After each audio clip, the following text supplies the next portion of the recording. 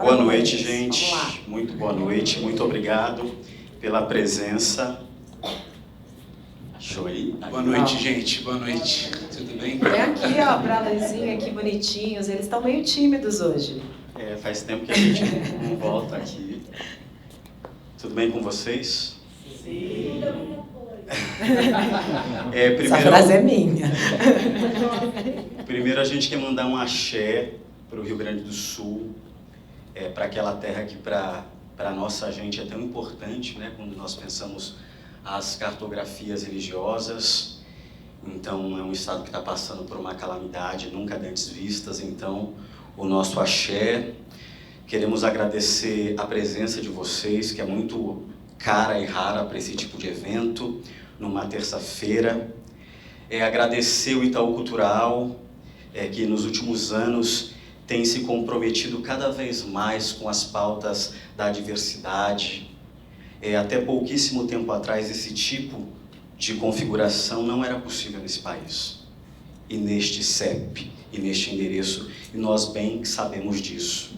Saudar a presença aqui de uma figura muito ilustre para o movimento da literatura negra nesse país e o movimento do teatro negro, Luiz Silva Cuti.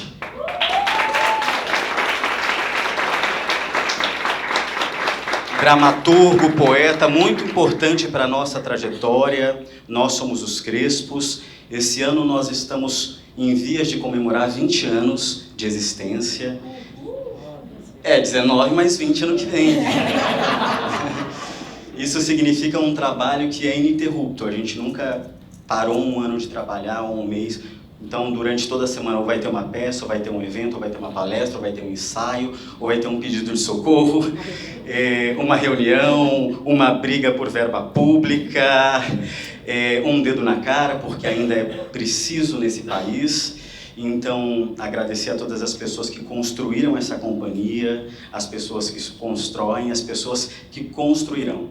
Aqui nós temos membros da nossa equipe, o Rafa Ferro, produtor, articulador, o Ramon, produtor, montador, faz tudo.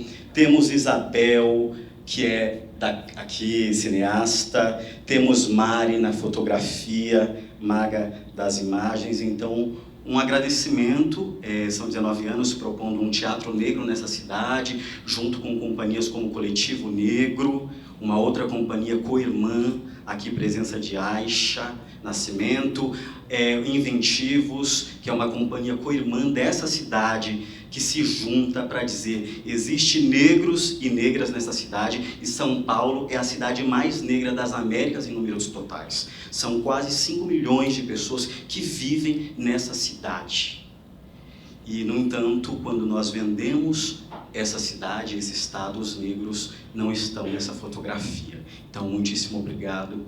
E tem aqui o Flávio também, Coletivo Negro, muito obrigado. Dirce Tomás, a nossa atriz, a nossa contadora de histórias, paranaense que migrou nos anos 70 para São Paulo, a primeira chica...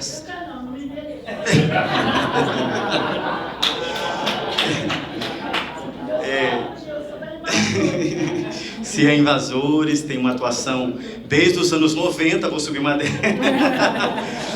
Muitíssimo obrigado pela presença, Dirce. Pedro Jackson, nosso colaborador, Cosme Quilomboge, muitíssimo obrigado, viu? Então, eu dei a ficha corrida da companhia. Gente, eu sou o Nabor Júnior, eu sou um intruso no coletivo, na companhia Os Crespos, né? Na verdade, eu sou um admirador de longa data do trabalho do Sidney, da Lucélia. Nos conhecemos em São Paulo, né? Falando em números aí há uns 12, 13, 14 anos atrás. E há 10 anos nós editamos juntos a Legítima Defesa, uma revista de teatro negro, que agora em 2024 completa 10 anos e chega ao seu 5º número, né? E é sempre um aprendizado e um prazer constante poder construir essa história ao lado deles. E tem até uma questão bastante nostálgica, né? Sempre que a gente está trabalhando na revista, ao lado do Rodrigo Kenan também, né? Que é o designer. Ele chegou aí, Rodrigo? Ainda não. que eu, por ser uma pessoa que durante um período da minha vida me dediquei muito a estudar a história da imprensa negra no Brasil, é bem nostálgico poder fazer esse trabalho, tanto com a revista O Menelik, né, resgatando o nome de um jornal de 1915, como também eu vejo a Legítima Defesa muito pensando no Teatro Experimental do Negro, o jornal Quilombo, né? Então é um prazer assim muito grande poder documentar essas histórias ao longo desses 10 anos, né? Oxalá que venha muito mais pela frente. É isso, obrigado pela presença de todos e todas e todos vocês aqui hoje. Bom, essa mesa a gente sempre faz uma palestra pública e a partir dessa palestra a gente faz a transcrição, uns cortes, né, gente? Porque tem limite de página, a gente desconhece um pouco o limite. A revista ela vai aumentando, cada número ela ganha 50 páginas, mas agora chegamos no limite, né? Não tem mais para onde ir. Não tem mais, não pode mais. Então, a gente faz uma edição e entra numa editoria da revista que se chama Os Desafios do Teatro Negro na Cena Contemporânea. E aí, esse ano, a gente entendeu que era muito importante que a gente falasse sobre a cena atual a partir de uma perspectiva que é a de que esses 100 anos, pelo menos, de teatro negro, né? A gente fala aí em 120 anos de teatro negro, esses 100 anos, pelo menos, de teatro negro fizeram com que a gente tivesse uma abertura de alguns espaços e de fortalecimento das nossas linguagens e das nossas estéticas. Esse teatro negro, dentro dessa luta toda do movimento negro, do movimento artístico negro, também proporcionou um cenário bastante revolucionário no teatro nacional. Hoje a gente fala de um teatro brasileiro muito pautado nas pautas identitárias, e quando a gente vai em qualquer espaço cultural, a gente vê uma tentativa, a partir de muita luta, de termos programações que coabitem com a ideia de outras pautas identitárias, né? Por isso a gente achou que esse ano seria muito legal, para comemorar os 10 anos da revista, que a gente falasse disso, de como o teatro negro abriu algumas portas e por essas portas passaram várias pautas identitárias e falar um pouco sobre as questões estéticas deste teatro. A gente fala muito sobre a necessidade, as questões políticas, as dificuldades de sobrevivência, as necessidades de editais e tal, mas a gente fala menos das nossas questões estéticas, das nossas escolhas estéticas. E a ideia é que hoje a gente fale um pouco mais dessas escolhas estéticas a partir de diferentes pautas identitárias aqui no palco. Para isso a gente convidou pessoas muito especiais com as quais a gente queria há algum tempo trabalhar. E, bom, estamos aqui juntos em comemoração desses 10 anos com essas pessoas para discutir esse tema. Então, vamos chamar o povo? Vocês querem falar mais alguma coisa? Já falaram muito, o tempo já passou. Só agradecer mesmo. Eles e elas aceitaram e a gente da luta que faz acontecer esse projeto que a gente chama de Novo Teatro Brasileiro, ou um teatro que de fato possa ter a nossa cara, as nossas caras. Então, muitíssimo obrigado. Bom, então vou apresentar as pessoas, senão a gente fica só agradecendo aqui, a gente bonitos aqui. Bora pra lá, vem mais pra cá. Dividir. Bora. Vamos dividir aqui, abrir o palco? Você pra lá, namoro, como a gente ensaiou. Isso. Então vamos lá. Vou chamar Cida Moreno, que vem do Rio de Janeiro. Cida Moreno é atriz desde 1983, ano que eu nasci, gente. Produtora cultural, pesquisadora de teatro negro, professora de teatro, mestre em ensino de artes cênicas e doutoranda em História do Teatro Negro pela Unirio. Criadora do blog Cafuné, na Cena Preta, onde escreve sobre produções no teatro negro. Produziu e atuou nos espetáculos Ninas, inspirado em Nina Simone e Luísa Marinho. Espetáculo que recebeu vários prêmios de melhor atriz e indicação ao Shell de melhor música. Na TV, teve destaque na novela Amor Perfeito, com a professora Celeste e Maria do Rosário em A Padroeira. além de diversas participações em novelas e séries. No cinema, trabalhou em Filhas do Vento e A Ética do Silêncio, com direção de Joelzito Araújo, e M8, Quando a Morte Socorre a Vida, de Jefferson Lee.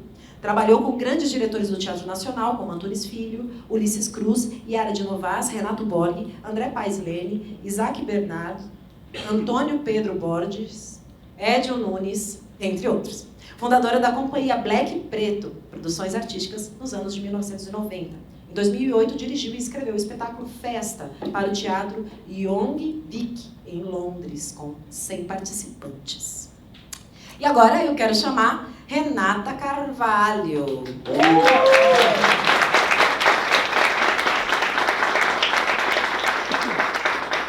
Renata, minha amiga de adolescência. Renata Carvalho, atriz, diretora, dramaturga e transpóloga, graduada em Ciências Sociais, fundadora do Monarte, Movimento Nacional de Artistas Trans, do Manifesto Representatividade Trans e do Coletivo T. Destaca-se como ativista pela representatividade trans nas artes.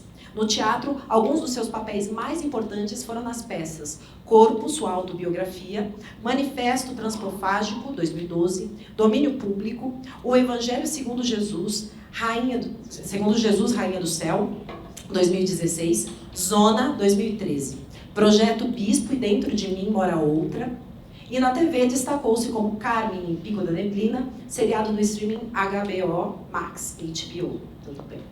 HBO Max. Já no cinema aparece em Vento Seco, 2020, da Globoplay, como a policial Paula. E nos documentários Quem Tem Medo, 2022, sobre censura nas artes. E Corpo Política, 2022, em que figuras públicas LGBT brasileiras discutem questões políticas recentes. Como Rose, é protagonista no filme Os Primeiros Soldados, sobre relações de afeto, resistência e marginalidade durante a crise do HIV/AIDS, nos anos de 1980. E protagoniza também o curta-metragem Se Transformar, de Sibeli Apes, selecionado para diversos festivais de cinema pelo país. E também João Nin. Bora?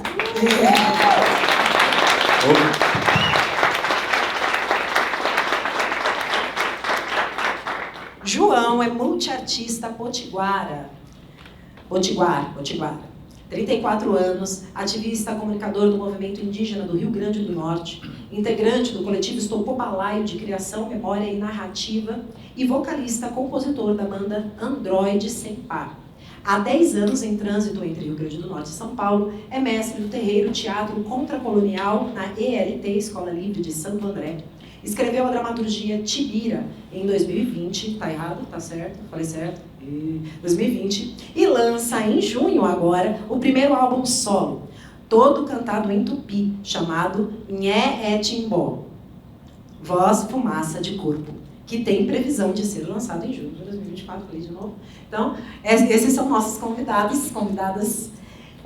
A gente vai fazer uma pergunta para a mesa e depois a gente vai ouvir a palestra de cada um deles, tá? Antes da pergunta, eu queria que a gente aplaudisse, porque é muito trabalho.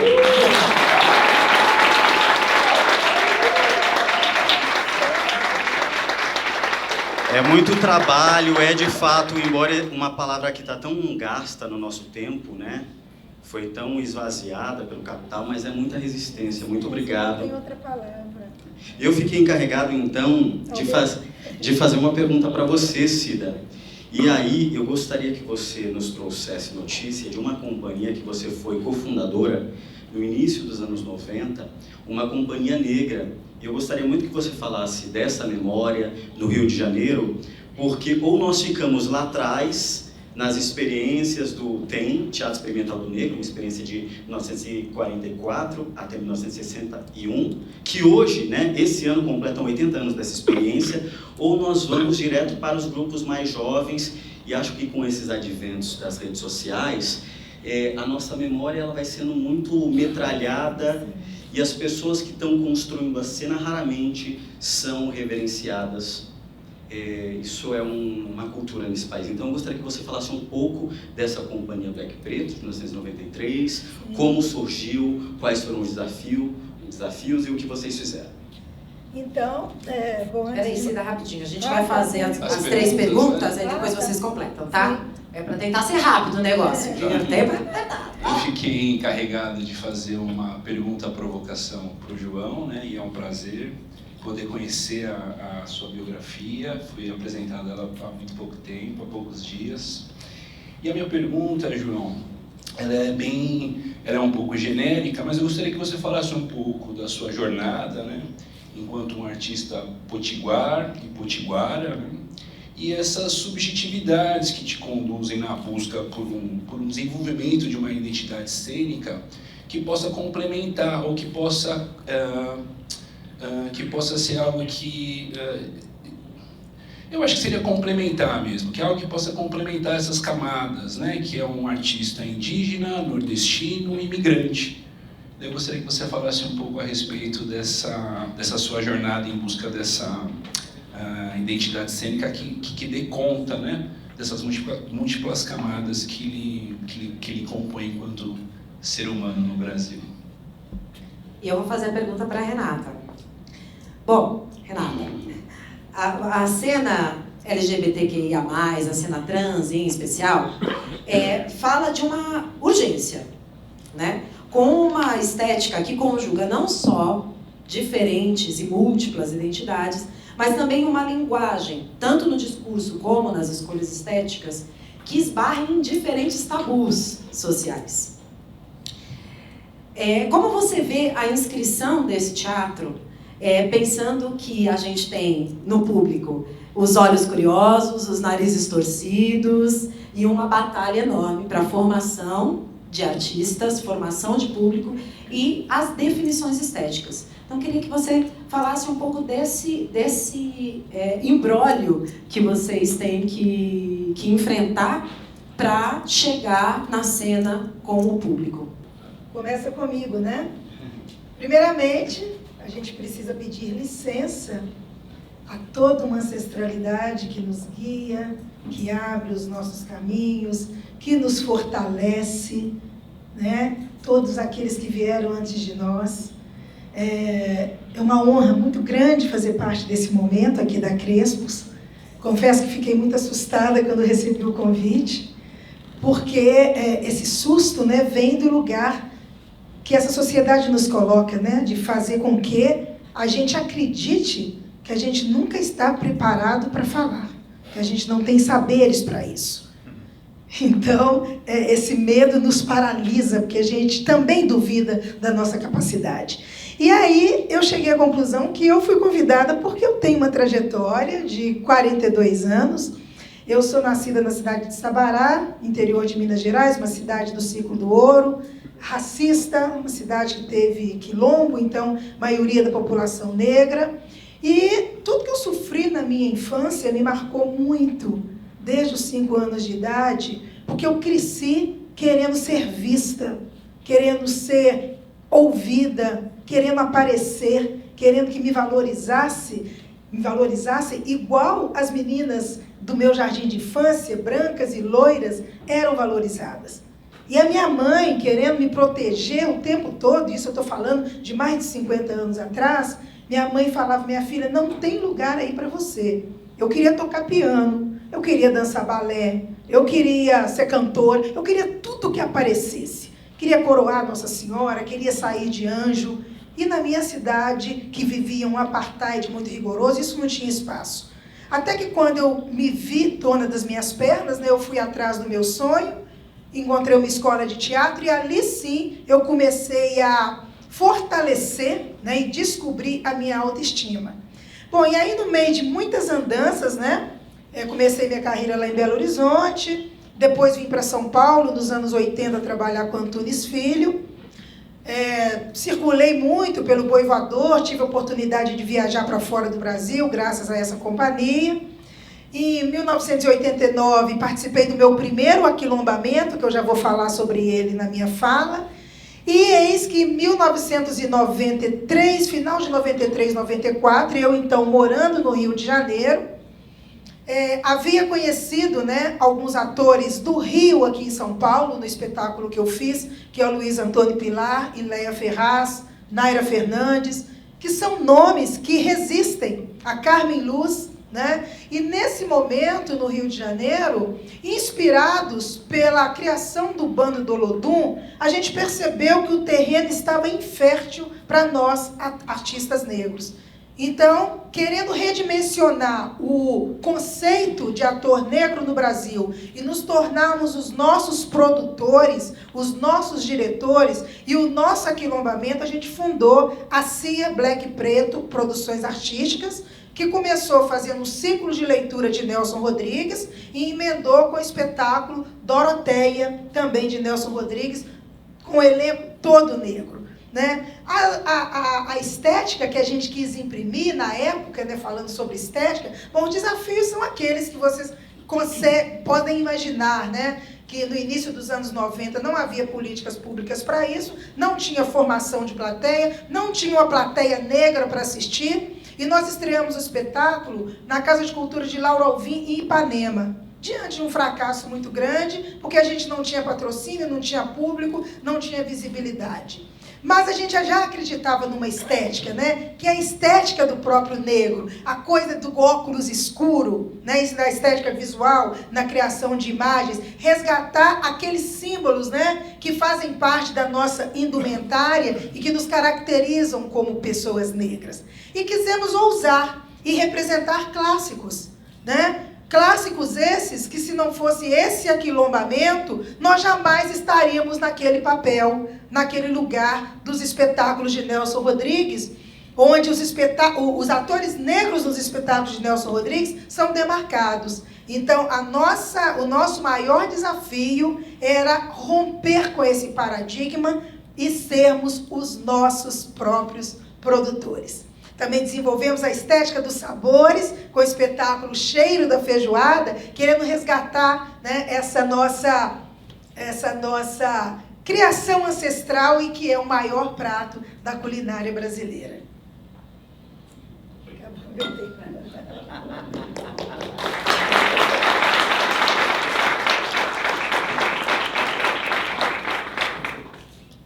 Oi, boa noite. Tia Devituna, boa noite para todo mundo. A minha trajetória, ela é uma trajetória que eu acho que assim, as minhas famílias, ela vem de muitas migrações, né? Então, São Paulo é a minha segunda migração. Eu migrei aos 12 anos para Curitiba e aos 24 para São Paulo. Então, aos 12 anos eu descobri que era nordestino, né? Porque, sei lá, todo mundo era nordestino, tipo, não tinha diferença, né? E aí, ao ir para Curitiba, eu lembro muito, assim, de uma menina falando, para de falar com esse sotaque de pobre. E eu pensei, mas eu nunca fui pobre, não consegui entender isso, né? Meus pais foram pobres, mas eu não era. Então, entender a construção do nordestino ali na adolescência foi uma dureza muito grande. Mas eu lembro que no primeiro trabalho de escola, quando foram falar sobre ancestralidade, eu falava que era o típico brasileiro, que era a mistura do indígena com português, porque o lado da minha mãe é caboclo, que é misturado com português, e o lado do meu pai é potiguara. Então eu ficava falando isso, né, como criança, né, e fui amadurecendo essa perspectiva, inclusive a partir da arte, né. Eu acho que a arte, a cultura, ela é resposta para muitas coisas. E quando eu fiz essa segunda migração para São Paulo, tudo que eu era inflamou, né, sair do nosso próprio território, sair perto dos nossos, ir para um lugar novo, assim, parece que olhar distanciado para a terra que a gente inflama. Então, eu sou formado em teatro, né, em licenciatura em teatro pela UFRN, sou da primeira turma de teatro. Já tinha ouvido sobre a perspectiva colonial do teatro, que daí eu vou desdobrar mais na fala seguinte, mas isso nunca tinha se desdobrado em mim, nunca tinha florescido em mim. E aí, através desse tempo, dessa migração, de todo esse conhecimento, eu entendi que o teatro tinha uma dívida com os povos indígenas, com o meu povo potiguara, né? E que eu precisava utilizar o teatro para isso, para devolver dignidade para os corpos, para as línguas e para as culturas indígenas, já que o teatro foi a primeira linguagem artística a colonizar o país, né? E eu sempre trabalhei com música e teatro paralelamente, assim. Quando eu entrei na faculdade para fazer licenciatura, eu não queria ser professor. Então eu ficava tentando roubar tudo que eu podia para ser artista, né? E pesquisei muita performance. Na verdade, eu fui mais a fundo na performance do que no teatro. Eu tinha um grupo chamado Disfuntório e a gente fazia umas coisas bem radicais na cidade e tal. E então meu teatro, a minha estética, ela também está muito alimentada por esse lugar de borrar as fronteiras das linguagens. Acho que a gente, dentro dos movimentos indígenas, dos movimentos migratórios e imigratórios, a gente tem muito isso de querer borrar essas fronteiras, de não colocarem muros e abismos para a gente, né? Porque senão colocam mesmo, como é México e Estados Unidos, né? Como existe, enfim, entre condomínios fechados e favelas. E a gente quer borrar essas fronteiras, né? Porque o mundo hoje vive essa imigração, esses refugiados. Isso vai ser daqui a pouco cada vez mais, vai ser mais crítico isso, mas a gente tem um direito. E eu penso hoje em dia, depois de 2 migrações, que a gente não migra, a gente não imigra, a gente só aumenta perímetro na terra que somos nós. Esse continente, a Biayala, é meu território e eu posso circular como meus ancestrais circularam e pelo planeta Terra inteiro, né? Então, quebrando um pouco esse paradigma, eu acho que a arte me trouxe tudo isso, né? Então, na música eu tenho uma trajetória que vem do rock and roll pesado, bem cantando música pesadona, com a K-47 e banda de escola, de underground mesmo, né?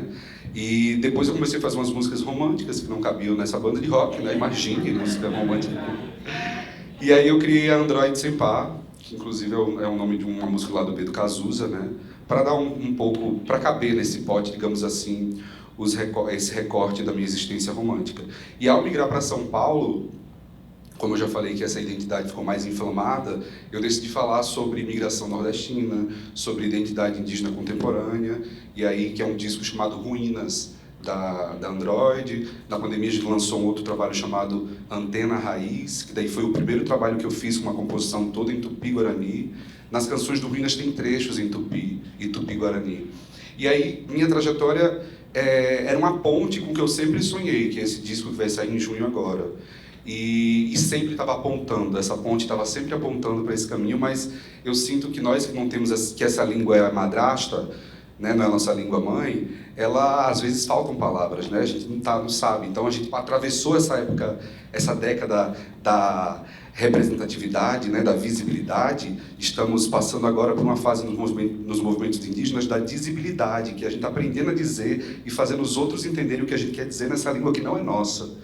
Então, chegar nesse disco em Etimbó, voz, fumaça de corpo, é o que eu sempre sonhei desde que eu comecei lá atrás na K-47, na música, fazendo tudo na minha língua, né? E resgatando, porque nós, potiguaras, somos o primeiro povo a escrever a língua no papel. Depois eu falo mais, mas isso é um pouquinho.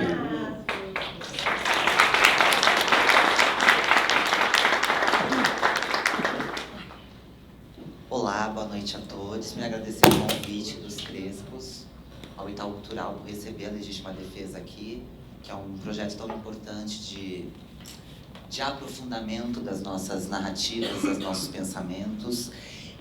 Eu acho que, primeiro, eu fui entendendo que eu sofria censura dentro do teatro, porque a gente tem uma falsa impressão que o teatro ele inclui todo mundo, ele é diverso, ele é plural. Ele é. Pena que os artistas cisgêneros e brancos não saibam disso. E aí, a minha feminilidade... Então, eu comecei a perceber que foram dificultando a minha estadia nos palcos. Então, a minha feminilidade me tirou do lugar de ator. Então, eu tive que ir para os espaços de criação para poder criar espaços para onde o meu corpo não fosse só objeto, e sim sujeito. Então eu fui para produção, maquiadora, cenógrafa, muito produtora. Fiquei 10 anos na direção, porque quando eu transiciono no teatro... Porque eu transicionei na vida em 2002 e no teatro só em 2007 para ver como eles são bem acolhedores. Há pouco tempo que o SATED aceita o nome social, uma briga minha com o SATED, então foi uma... E aí e quando eu transiciono, eu percebo que eu não posso mais ser atriz. Então eu fico... E aí eu olho para o lado e eu percebo que os diretores podem ser gays. E os atores não podiam na época, eu tô falando também dos anos 90. E aí eu vou para a direção e fico 10 anos na direção e eu transiciono, porque eu transicionei... socialmente, mas dentro do teatro eu não podia transicionar. Então eu só assumo a minha identidade no teatro em 2007. E aí eu tive que brigar para ser chamada de atriz ou para ser considerada atriz. E aí em 2012, já não aguentando mais ficar fora dos palcos só dirigindo, eu criei um espetáculo chamado Dentro de Mim Mora Outra, onde eu conto a minha vida, porque quando eu transiciono, Santos é o interior com praia, mas é uma bomba em Santos quando eu transiciono e começo a fazer teatro. É quase um ponto de referência, atrás daquela travesti ali que faz teatro. Todo mundo sabia que isso era a única da cidade. Então, quando eu vou, e quando eu transiciono, eu percebo muitos equívocos dos meus amigos bem próximos. Eu percebo uma distorção, eu percebo uma informação errônea sobre os nossos corpos e sobre a minha vivência. E eu falo assim, nossa, isso dá teatro. E aí eu volto para os palcos como atriz, e mesmo assim não era chamada de atriz, eu tinha que brigar em todos os lugares que me chamavam de ator. É engraçado, mas parece que não faz tanto tempo assim, né?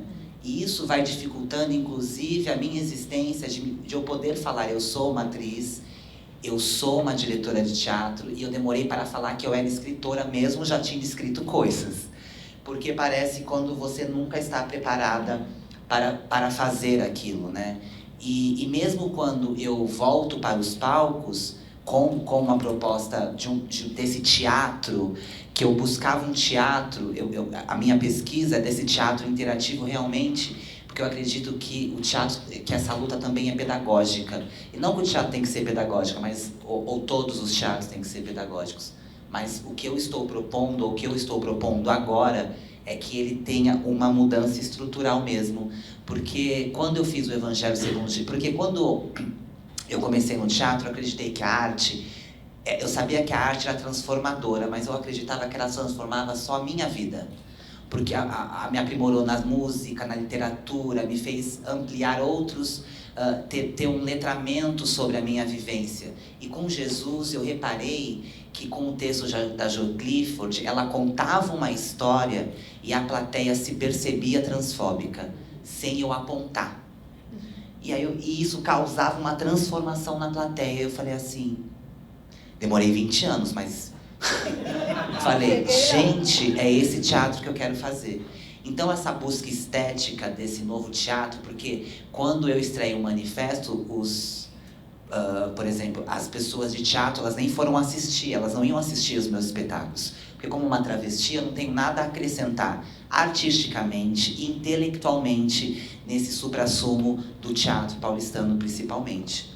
Em que eu entrei realmente dando voadora. Literalmente. E quando eu comecei a pesquisar o corpo trans em 2007, quando eu me torno agente de prevenção voluntária e trabalho com travestis e transexuais na prostituição, que eu também fui prostituta, eu fiz todo o percurso, todo o roteiro. E aí eu começo a estudar mais o corpo trans pela questão mais psy. E já fazendo teatro e com esse... Eu falei assim, nossa, onde foi que começou a aparecer pessoas trans no teatro? Porque eu comecei a pesquisar, porque eu queria saber assim, por que as pessoas pararam de me amar? Por que as pessoas me odeiam? Isso eu também fui atrás. Por que a minha mãe deixou de me amar? Por que eu fui expulsa de casa? Então eu queria entender quem eu era e quem era o meu coletivo. E aí os livros que eu fui atrás nunca contavam sobre da onde a gente veio, sempre da exclusão histórica desses corpos. Então eu falei assim, então eu vou escrever esse livro. Então eu procuro... Ai, tá acabando meu tempo. Mas eu vou falar na outra parte, na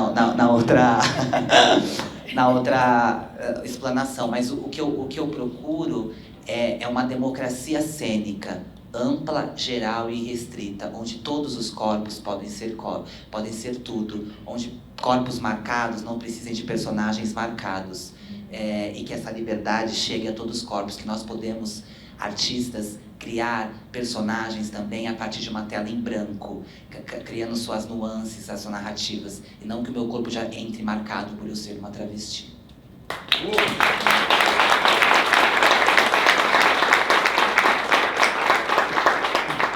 Bom, agora a gente vai para a parte da palestra. Cada convidado tem um tempo que vai estar ali, viu, gente? Tá brilhando ali pra gente. E depois a gente vai abrir para as perguntas, tá bom? Então, vamos começar com a Cida. Então, eu gostaria que soltasse o primeiro slide, que já está ali, né? Eu começo a minha fala, então, a partir dessa imagem Desafios Estéticos na Cena Negra Contemporânea, e que vai se juntar às minhas escolhas. Eu hoje no meu currículo uso esse título, né, produtora cultural, mas na verdade eu não sou uma produtora cultural. Eu vejo uns eventos que eu penso assim, nossa, eu jamais poderia produzir isso, né? O show da Madonna, imagina que eu tenho calibre para produzir um show daquele. Eu sou produtora teatral e eu me tornei produtora teatral por necessidade. Eu aprendi a produzir, eu aprendi a entrar em editais.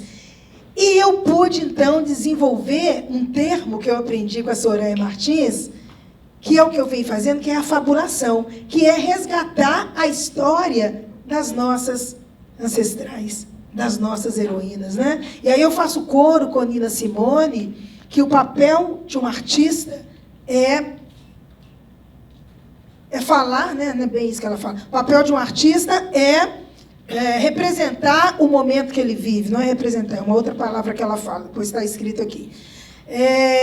Então, cada uma dessas mulheres que eu tenho vivido nos últimos anos, né, basicamente há 6 anos eu faço Carolina Maria de Jesus, ano passado eu ousei, né, que eu chamo de estética da ousadia, eu fiz Nina Simone, depois eu vou explicar por que é uma ousadia, e Luísa Maim, que tem sido a minha guru desde que eu a descobri. E eu queria que vocês prestassem atenção, que foi uma coisa que a minha designer, quando fez essa junção, me chamou a atenção para a diferença de olhares, né? E ela fez uma análise que eu, particularmente, acho fantástica, porque a Luísa Maim, a gente não tem uma imagem sobre ela. Não se sabe nem se ela existiu ou não. Isso é contestado, né? Só se acredita na existência dela por causa da carta que o Luiz Gama, né, escreveu para o seu amigo poeta. A Carolina é esse olhar, né, para longe, distante. E a Nina Simone é um olhar mais de afronto, né, de afrontamento.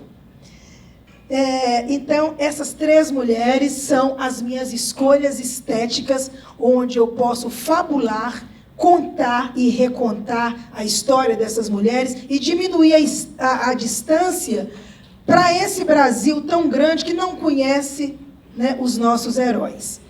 Mas antes, né, por favor, slide 2, eu quero prestar uma homenagem e falar do meu primeiro aquilombamento negro. Aqui eu estou apresentando para vocês o espetáculo Os Negros, do Jean Genet. Esse espetáculo foi realizado em 1989, aqui na cidade de São Paulo, eu morava aqui, direção do Maurício Abud, produção do Luiz Armando Queiroz, os dois já falecidos. Maurício Abud era um diretor muito sensual, muito ousado, muito à frente do seu tempo, e se apaixonou, era negro, né, árabe, mas se apaixonou, né, por essa ideia de fazer, então, o Jean Genet. Estreamos no Teatro da PUC, foi um fracasso, porque nessa época, primeiro que o terreno estava totalmente abandonado, né? Estava meio depois do final do TEM e junto com a ditadura, então não se falava muito, pelo menos nesses moldes de teatro como a gente reconhece, né? Dentro dessa tradição do teatro grego, a gente não tinha companhias de negros nessa época. E ousamos estrear, então, a iniciativa foi do Luiz Antônio Pilar, que era um estudante de direção teatral na Unirio, que pediu para sua professora fazer a tradução do Genet e trouxe para São Paulo, porque lá ele não conseguiu, né, as condições para montar esse espetáculo em São Paulo. Então, nessa foto, nós temos ali Dirce Tomás, que está aqui. Nós temos o Ademilton José, que é um ator que também faleceu. Temos o Márcio, acho que é Márcio Ricardo o nome dele, que parou de atuar. A Dida Pinho, que depois foi morar, da Guela 10, foi uma das fundadoras da Guela 10, aquela ali sou eu. E Lisete Negreiros, maravilhosa. Por favor, coloque o próximo slide.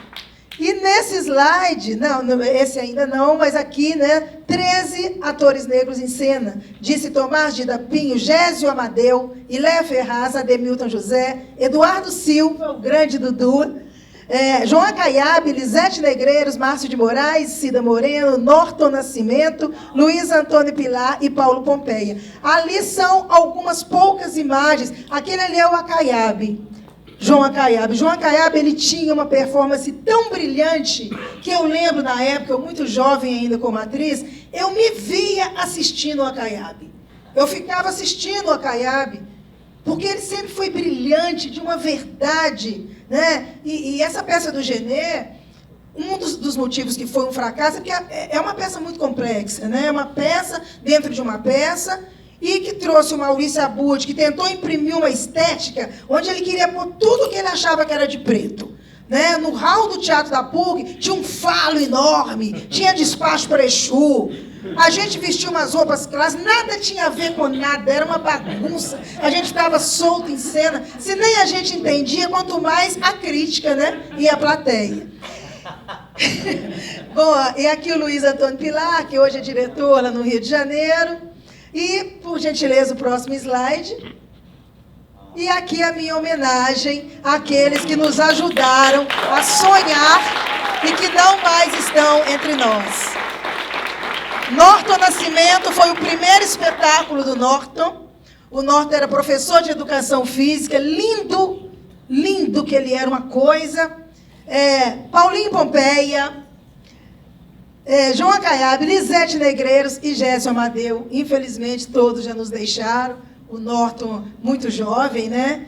E esse foi o meu primeiro aquilombamento, que, contudo, foi onde eu comecei, que nós começamos a vislumbrar a possibilidade de voltar a fazer, de ter o nosso teatro negro, de resgatar aquilo que o Abdias tinha plantado, né? E isso aí vai, então, culminar com a criação da CIA Black Preto, que tinha Luiz Antônio Pilar e a Ileia nesse elenco. E aí eu mudei para o Rio de Janeiro e a gente formou, então, a Black Preto. Bom, e agora, então, vamos passar para a palestra, né? Eu tenho 8 minutos. Essa aqui, né, é sobre as minhas escolhas, né? Carolina Maria de Jesus, espetáculo Eu Amarelo. Eu gostaria que você soltasse o vídeo, pode ser? Um vídeo curtinho.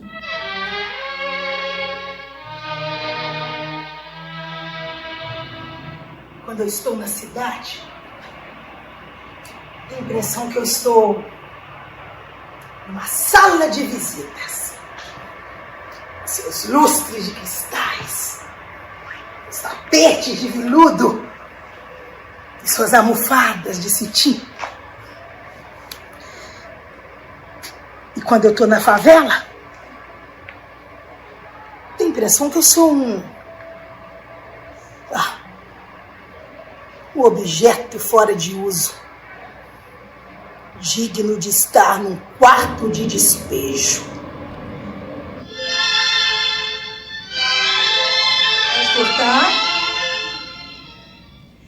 Isso aqui foi uma crítica que eu recebi agora em Salvador, que eu achei, entre várias, muito significativa e que fala muito da questão da estética do espetáculo, né?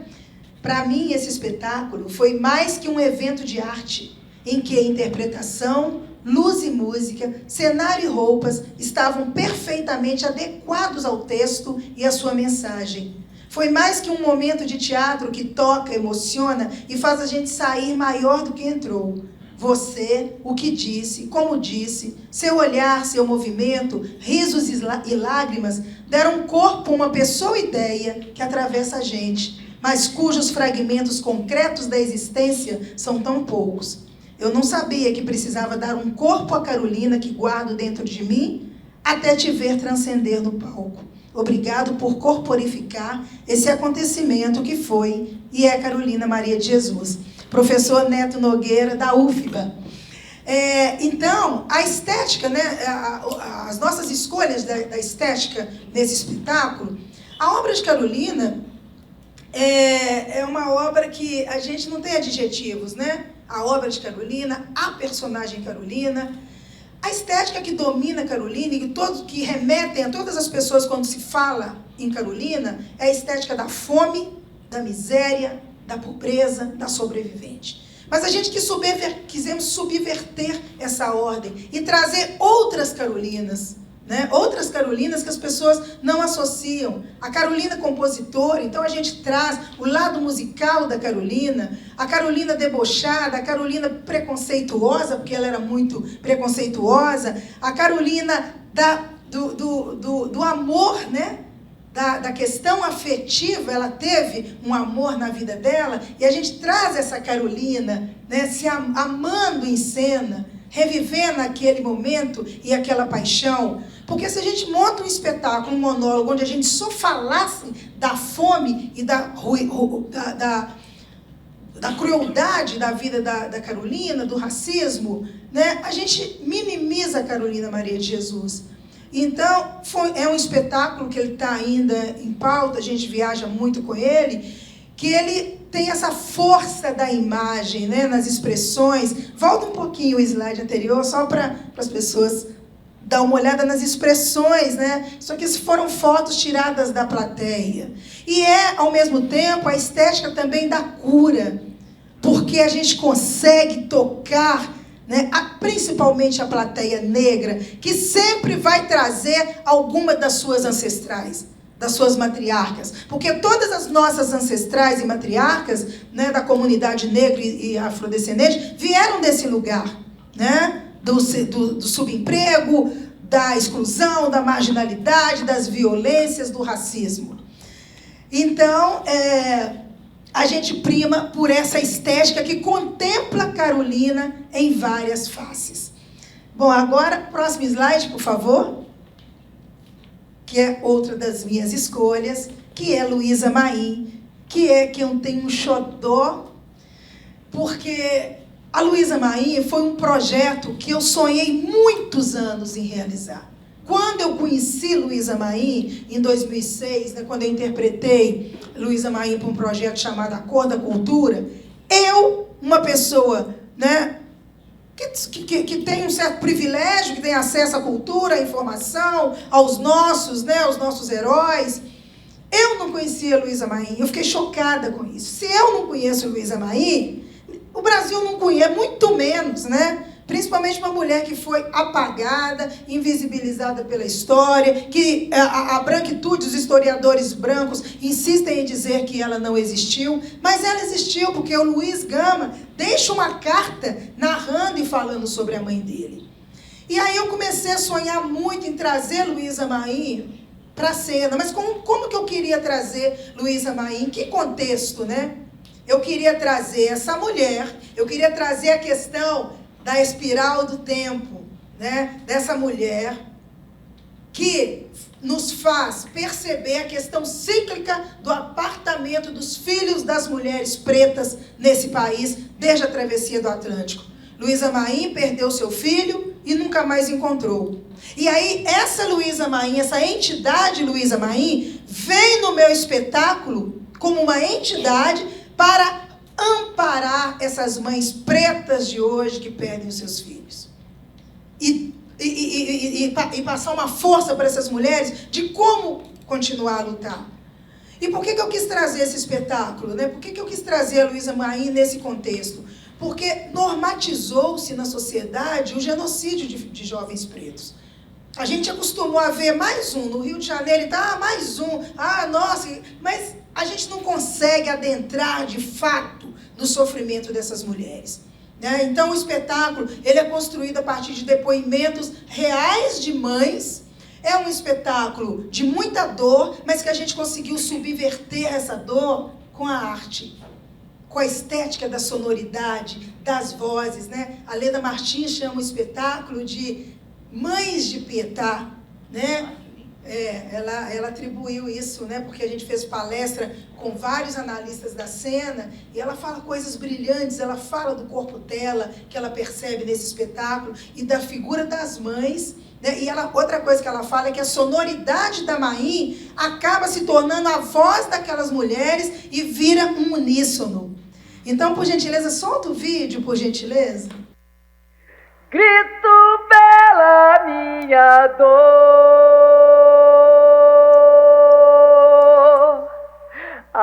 E a senhora conhecia os amigos da sua filha? Sua filha andava vestida decentemente? Eu fiquei com os meus netos, um menino ainda criança e uma pré-adolescente, confusos, dilacerados de dor e duplamente órfãos. Por conta dos meus netos, eu não tive tempo para chorar a minha dor. Os séculos passam, as gerações mudam. E as mães negras e pobres continuam padecendo dessa dor dilacerante. Na comunidade, ninguém sabia dizer direito o que tinha acontecido. Aí a polícia começa a montar suas versões. No caso do meu filho, disseram que tinha sido bala perdida, vinda não sei de onde, da arma não sei de quem. Nenhuma mãe jamais imaginou ter que reconhecer o corpo do seu filho no Instituto Médico Legal. Ver o seu filho numa gaveta gelada do IML. Mas eu fui. Então, Grito! isso aí é uma pequena cena, né? Um teaser, né, do espetáculo. Imaim também é um espetáculo de cura, porque através dessas mães, a gente mostra para essas mães que vêm perdendo os filhos que elas não estão sozinhas, que tem alguém do lado de cá fazendo uma arte que lhes representa, que está preocupado com a sua dor, né?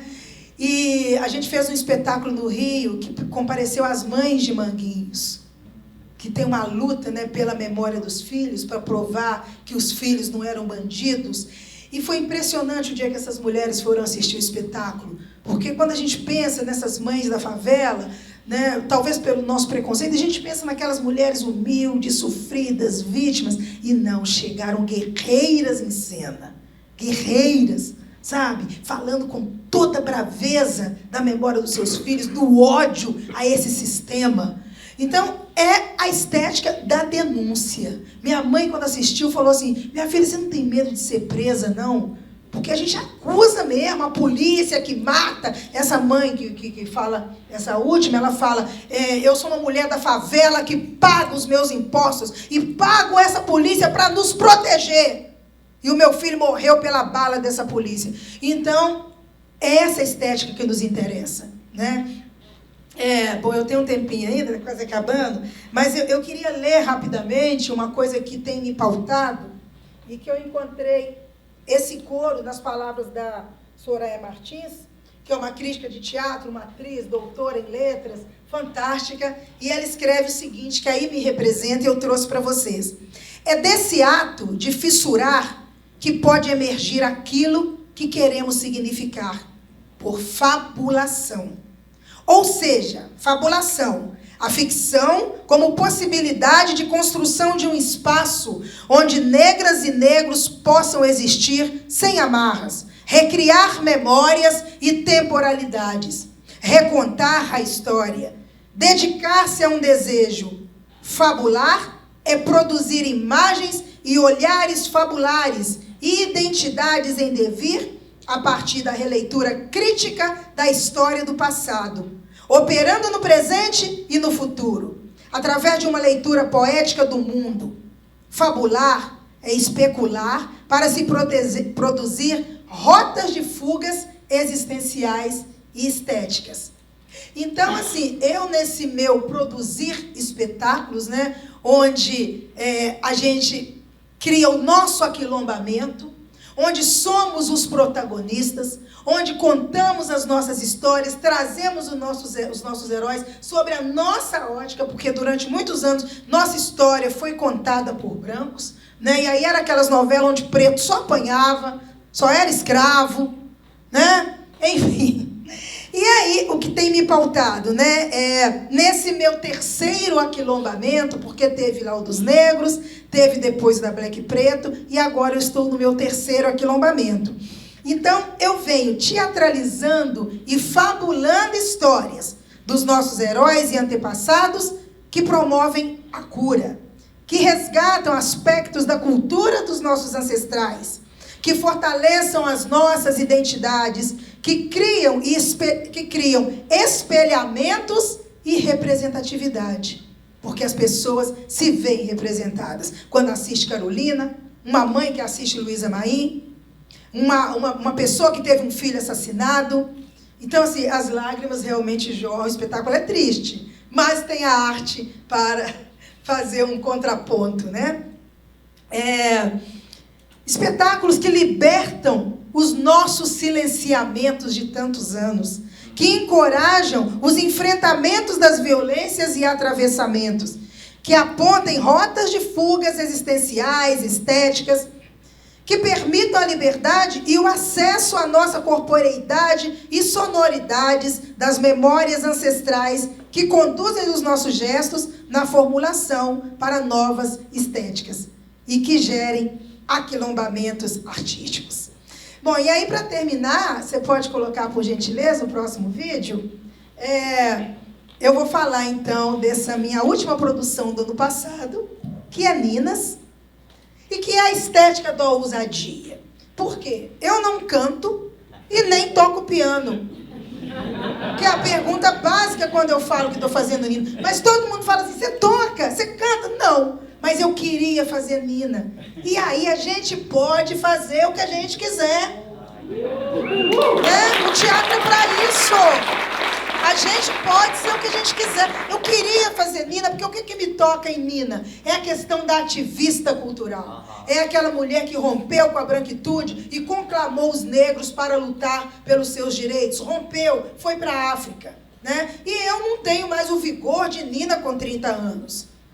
Eu sou mais velha, então eu poderia fazer uma Nina que conta a sua história, que repassa, né, pelas suas memórias de dor, de racismo, porque ela queria ser pianista, da sua doença mental, dos seus transtornos bipolares, da questão com a sua filha, da questão familiar. Então, eu vou contando essa história, repassando. E eu tenho atrizes que cantam maravilhosamente. Né? Eu tenho 2 atrizes que quando canta. E aí é muito interessante, porque elas são mais jovens. Elas têm aquele vigor de Nina no auge da juventude. Por exemplo, quando Nina vai para a África, que ela vai muito em busca de homens, né? Ela era sedenta por homens, ela chega na África, ela enlouquece, encontra com a Miriam Makeba.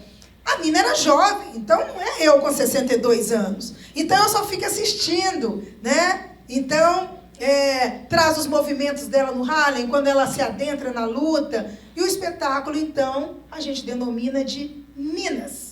Porque Ninas são várias. E cada uma delas representa e tem um encontro com as nossas dores de mulheres negras na diáspora. As nossas dores se misturam em qualquer lugar do mundo, porque o problema do negro, o sofrimento do negro é igual. Então, esse espetáculo eu chamo de Estética da Ousadia, porque eu sonhei e realizei e fiz Nina Simone, ganhando 2 patrocínios, com toda a dignidade. O espetáculo um amigo meu falou, eu achei que tinha uns 700 mil aí. Falei, não, eu fiz com 220, de tão bem produzido que é. E eu fiz para quê? Eu fiz para mim. Eu que queria cantar. Ain't got no home, ain't got no shoes, ain't got no money. Eu era louca para cantar essa música. Eu canto junto com um monte de gente que canta muito bem, né? Então, é isso. Então, o que eu queria deixar para vocês é que a estética da ousadia é o que nos guia.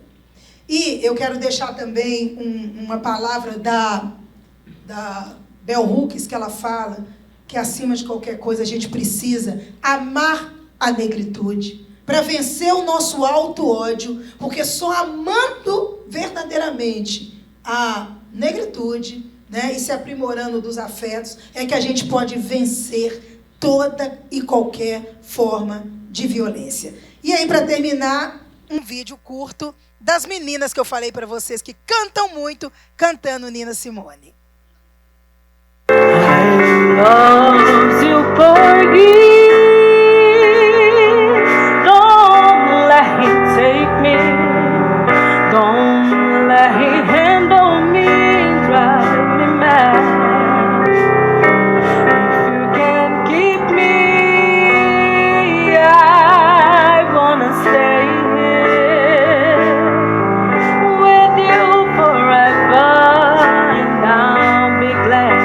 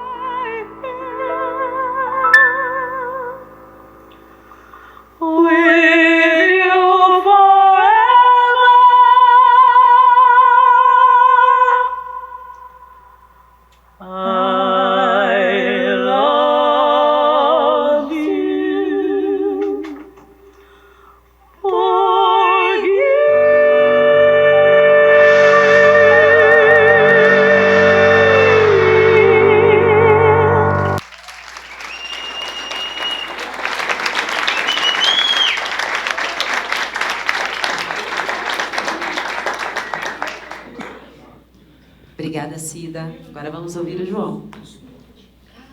Boa noite mais uma vez, uma honra imensa estar aqui. Muito obrigado pelo convite, os Crespos. Estou me sentindo muito honrado, orgulhoso de estar aqui, ainda mais falar depois, né, dessa maravilhosidade aqui, essa ancestralidade teatral também presente aqui. Então, estou muito feliz de estar aqui também. Sobre essa questão das pautas, né, teatro de pautas identitárias, eu acho que isso atravessa completamente o trabalho que eu tenho feito com minhas coletividades. Quando vocês trouxeram essa ideia de estética, eu fiquei pensando muito nessa palavra e pensando o quanto a estética, a ética e a questão étnica, elas estão todas ali juntas, né? Então, a gente dos movimentos indígenas fala muito, inclusive é o nome de um livro do Ailton, eu acho que o futuro é ancestral, né? Mas eu gosto de pensar também que o futuro ele é étnico, para além de ancestral, porque quando a gente pensa em ancestralidade, não quer dizer muita coisa. A ancestralidade, ela existe de todo mundo, de todos os povos, ela não está recortada. E quando a gente pensa em questão étnica, ela tem recortes narrativos, né? Ela tem autodeterminações. Quando a perspectiva ela é étnica, ela vem da autodeterminação de um povo, né? Então, isso é completamente anticolonial e contracolonial. Porque dentro da nossa perspectiva, a colonização ela é algo exógeno, algo que vem de fora para dentro. E a questão étnica é endógena, é de dentro para fora, né? Então, a gente, dentro dos movimentos indígenas e dentro das artes, sinto que nós temos pensado muito uma perspectiva estética que tem a ver com as nossas etnias, né? Então, tem que ser esse lugar de autodenominação, dessa ficção de si, desse lugar de escrever a partir dos nossos mundos. Então, isso é muito interessante, pensar que vai contra toda essa construção do imaginário do indígena único, né? A maioria das pessoas nem pensam nem assimilam a palavra índio ou indígena ao Nordeste, sendo que nós somos 54 etnias indígenas, né? Das mais de 300 etnias, 305, se eu não me engano, do Brasil, nós somos 54 ainda, né? Nessa terra dos 1000 povos, nessa terra que, quando os colonizadores chegaram aqui, éramos muito mais, né? Éramos milhares, milhões, muitos. Então, nós somos essa resistência e que estamos escrevendo a partir da nossa perspectiva, porque não dá para ir contra esse mundo que não acreditamos, esse mundo único criado pela colonialidade, se referenciando sempre a ela, né? Não dá para a gente dizer pardo, não dá para a gente dizer não branco, não dá para a gente se dizer um monte de coisa, e acho que nós trabalhamos muito com uma perspectiva de validade de algumas concessões que a gente faz, porque índio, indígena, né, essa construção única que está ligada à pulsão de Amazônia, de pulsão de vida, né, floresta, esse único bioma amazônico, esse mundo único, a gente está indo contra, a gente quer destituir isso, quer destruir isso, né, que não faz sentido para as nossas existências, porque meu povo potiguara, ele é completamente diferente do povo Yanomami, né? Nós potiguaras, nós somos povos chamados de povos de primeiro contato. O que são povos de primeiro contato? Que descobriram o branco em 1500, 1501, né? Enquanto os Yanomami, se eu não me engano foi na década de 70, os Kayapó, aliás, 60, os Kayapó na década de 40. Então, como comparar um povo, uma nação, que tem esse encontro com o mundo ocidental tão diferente, né? Com perspectivas tão diferentes. Então, sendo de um povo de primeiro contato, a gente tem algumas histórias que tem a ver também com essa perspectiva de criação de mundos de imagem, que são muitas concessões feitas com a branquitude, com muito colonial, né? Nós somos considerados o primeiro povo a escrever a língua nativa no papel, né? Não quer dizer que nós fomos, mas pelos documentos, até que se refute, a gente é o primeiro povo por causa das cartas de Felipe Camarão para Pedro Poti, em 1648. São 6 cartas que tem lá, escritas em tupi. Então, somos considerados o primeiro povo a escrever a língua nativa no papel, né? Ninguém pensa em povos indígenas escrevendo a própria língua, imagine, né? E, mesmo assim, a gente não fala a nossa língua. Então, a lógica do branco, ela não faz sentido para a gente. A gente escreveu, a gente documentou e a gente não fala. O maior conhecedor da língua do tupi no Brasil é um homem branco, é o Navarro, que é professor da USP. Ele trouxe, na década de 2000, se não me engano, foi na década de 90, um grupo de potiguaras da Paraíba para aprender tupi aqui na USP. E ninguém aprendeu, Porque pode um homem branco ensinar a própria língua a um povo nativo? Não. Né? Então essa... Na visão deles eles podem, mas não conseguiram até hoje. Então, tipo, os livros que eles escreveram, as metodologias que eles pensaram, essa forma acadêmica não funciona pra gente. E a gente acredita que a gente tem que cantar e dançar nossas próprias línguas. Então, quando eu falo das concessões, é porque é isso. Quando a gente escreveu, a gente matou muitos deuses. A gente matou muito a nossa história, né?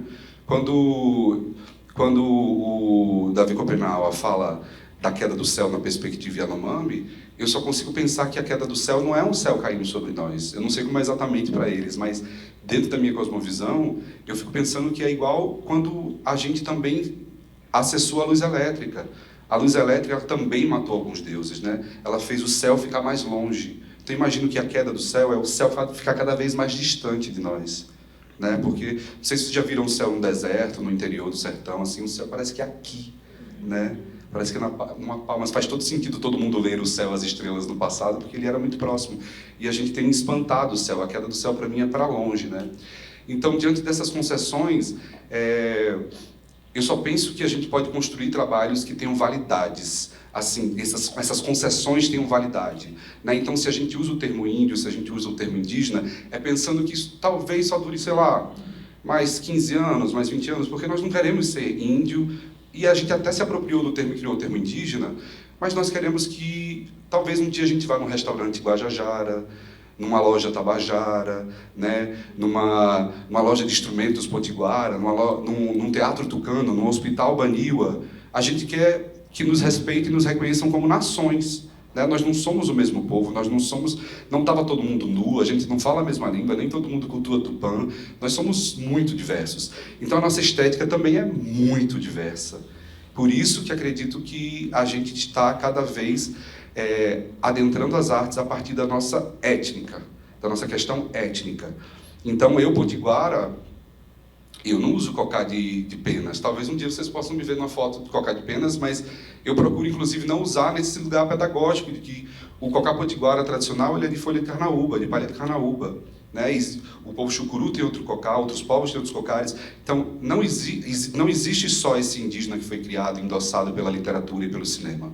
Então, o meu trabalho através do teatro, tem uma perspectiva de destruir mesmo esse imaginário, né? De diluí-lo também, né? De mostrar que assim, isso existe. Eu não quero negar nada disso, porque isso existe, mas não é só isso, é mais que isso, né? Inclusive sobre o imaginário do Nordeste. Nordeste é cacto no imaginário de todo mundo, é sertão, é a cabeça do boi, né? O crânio, né?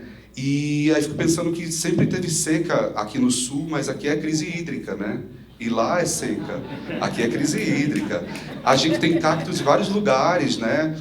E no México, em vários cantos. Inclusive o México também sofre a mesma coisa parecida com o Nordeste, que é essa construção desse imaginário único de selvagens, de traficantes, né, subalternos e tal. Uma nova racialização. O nordestino é uma nova racialização. Porque não existe sotaque nordestino, não existe comida nordestina, existem sotaques nordestinos, comidas nordestinas, né? O Nordeste não é um país. Apesar da elite branca pernambucana, quando inventou o Nordeste, há menos de 100 anos atrás, pensar que poderia ser, né? E esses 9 estados apagam 54 etnias indígenas.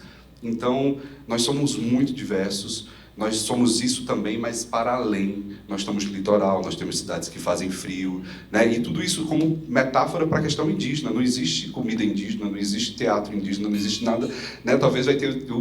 A gente está usando esse termo guarda-chuva como uma concessão temporal. Tudo isso temporal, porque nossos movimentos são antirracistas e antirracializadores. Né? A gente não quer que surja o nordestino como está surgindo, como surja o latino, como vão surgindo novos termos e novas coisas que vão nos colocando em caixas de estereótipos que a gente sabe que não dão conta das nossas realidades. Né? Então, como potiguara, essas perspectivas que foram criadas para a gente, elas não vão nos destruir, porque tem um provérbio da gente que é assim: Ase oa, ase oikobé, ase omanon, e andea namaté, oikobé ko ubipé, ao iera amanhene. A gente nasce, a gente vive, a gente morre, mas o nosso povo viverá nessa terra para sempre. ao Ieramanhene, para sempre. Então, como plantas que brotam do asfalto, nessa metáfora, nós continuaremos nascendo de todas as desertificações que esse mundo colonial e branquitude plante. Onde plantarem deserto, a gente vai nascer, continuar nascendo. Onde plantarem, pensarem que a mestiçagem vai apagar a nossa questão étnica, não vai apagar. Né? Nós, potiguaras, temos uma cosmologia de que se é filho, se nasce com alguém dessa terra, é filho dessa terra também. Então, por isso que a mestiçagem não faz nenhum sentido de perda de memória para as questões indígenas. Apesar do embranquecimento histórico, apesar do etnocídio, apesar de tudo isso, né? Mas a questão indígena, ela não é pura, né? Ela não pode ser um nazismo versão tropical, porque a questão indígena não é pura. A gente acredita que o branco é um mestiço de branco com branco, um italiano com um português é um mestiço de branco com branco, de etnias diferentes brancas, né? Então, branco é um mestiço. O branco não é puro, isso não existe, né? Então, a perspectiva indígena, os conservadores e as pessoas pensam e projetam isso na gente, né? E só até a década de 70 é que imaginavam que indígena só era a pessoa que vivia na aldeia. A partir da Constituição de 88, é construído o direito à autodeclaração, o direito que o Estado não diga quem é indígena, mas a própria população diga quem é indígena, né? E aí não existe indígena sozinho, a gente é um coletivo, a gente é reconhecido pelo próprio povo, né? Nós somos uma coletividade, eu não posso ser indígena se meu pai e minha mãe não são indígenas, ou se meu pai ou se minha mãe não é, né? Dependendo de cada povo. Tem povos que só são tucano, quem é filho do pai, enfim, temos toda uma complexidade de pensamento, porque a questão indígena ela não é só genética, ela é social, ela é política, né? Então, por si só, é uma perspectiva étnica e antirracializadora. E aí, quando a gente vai para o teatro, eu já, como eu falei na minha apresentação, eu tinha entendido, um professor me falou que o teatro, quando surgiu aqui, vindo esse teatro, né, chegado com José de Anchieta em 1561, ele era uma reprodução da Igreja Católica, né, do altar, do altar superior às pessoas que estão sentadas, o frontal, toda essa relação que era uma mímese dessa arquitetura cristã. Mas isso entrou no ouvido e saiu pelo outro. E aí, quando eu ouvi uma fala, aliás, quando eu li uma transcrição de uma fala como essa da revista Legítima Defesa, que era entre o Cacauerá, que é um pensador indígena, e o Zé Celso Martinez, o Cacauerá falava que, independente de invasão ou descoberta, o que tinha acontecido aqui tinha sido um desencontro. Os colonizadores chegaram aqui, nunca perguntaram quem éramos e foram passando por cima da gente, né? Nunca nos viram, não nos veem até hoje, né? As pessoas me olham na rua, perguntam se eu sou peruano, mexicano, colombiano, mas nunca pensam que pode ser que é uma pessoa nativa, né? É muito comum nos estrangeirizarem, né? É o projeto colonial. Se eu estrangeirizo, essa pessoa não tem direitos, né? Por isso que, enfim, nós lutamos tanto pela demarcação de terras. Mas voltando um pouco, perdi o fio da meada. Estava falando da questão do José de Anchieta. José de Anchieta, tá, o Zé Celso e o Cacauerá. O Cacauerá, nessas falas, né, a partir desse desencontro, ele fala que o teatro foi a primeira linguagem a colonizar o país, que dentro do teatro nós representávamos tanto a morte física quanto a morte simbólica dos nossos corpos, né? Nós representávamos demônios, o demônio que bebia muito cauim mocororó, que são as bebidas fermentadas de frutas, o demônio que fumava demais, pitava muito, né? O demônio que tinha muitos companheiros ou companheiras, enfim, todas as nossas práticas foram foram demonizadas, além de representar a gente sendo mortos por eles mesmos. Então a gente representava o etnocídio e o genocídio dentro desse teatro, e que o teatro tinha uma dívida com as questões indígenas, né? Que a gente precisava utilizar o teatro para descatequizar e para descolonizar, descatequizar e desalfabetizar, né, também, desse português, exatamente. Então eu comecei a fazer um teatro que... Aí eu falei assim, caraca, é isso que eu quero fazer. É isso que eu quero fazer.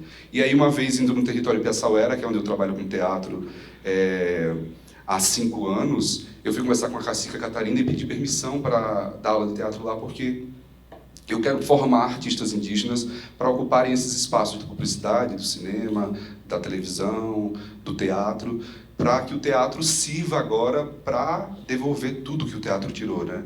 Então, fui para a Terra Piaçauera há 5 anos fazendo um processo chamado Maé Uramoin, que significa mar à vista, né? É uma perspectiva étnica tupi-guarani, porque os tupi-guaranis estão ali na Terra Piaçauera, que é entre Itanhaém e Peruíbe, desde antes da chegada dos colonizadores. Quem for lá, são 11 quilômetros de praia intocada, né?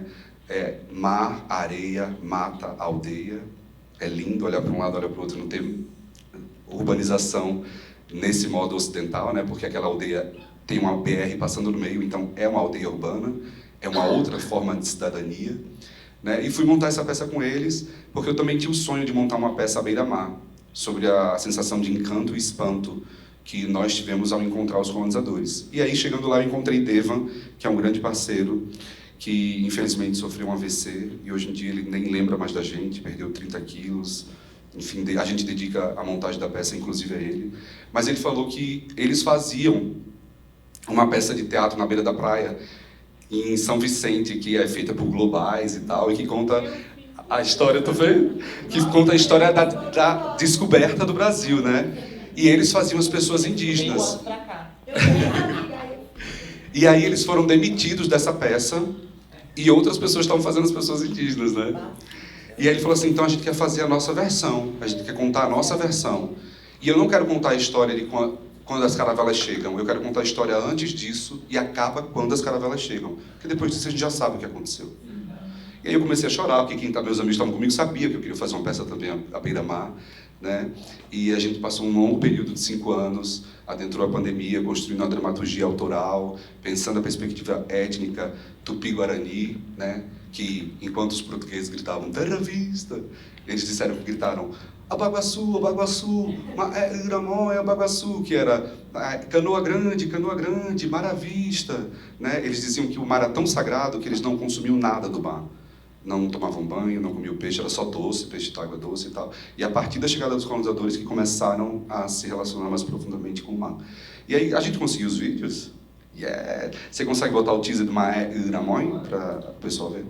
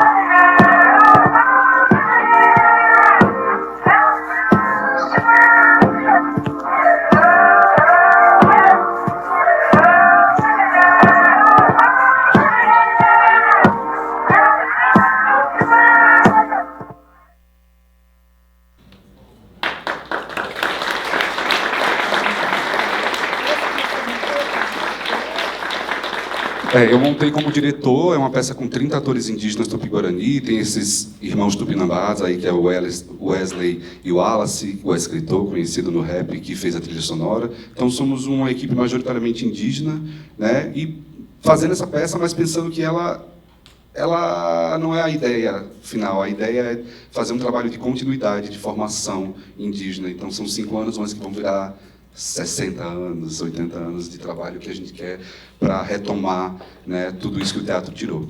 E aí, paralelo a isso, eu sou do coletivo Estopo Balaio. Eu migrei para São Paulo por causa do Estopo Balaio, que me convidou para fazer uma peça, e eu acabei ficando. E aí tem uma peça irmã, do Iramói, que é Reset Brasil, que vai dar conta da perspectiva urbanizada, porque nós temos a questão aldeada e temos a questão urbanizada. A luta indígena ela não é só das aldeias. Aliás, a luta por território ela não é só das aldeias. É dos quilombos, dos movimentos sem terra, sem teto, ciganos, das periferias. Toda a periferia é uma autodemarcação. Né? E todos os territórios indígenas não demarcados são autodemarcações. Que as pessoas falaram, nós estamos aqui, essa terra é dos nossos, ou essa terra é minha, eu vou ficar aqui, a gente tem direito a essa terra. Né? E a gente luta por terra, enquanto os descendentes da monarquia são donos de imobiliária. Então essa conta não fecha.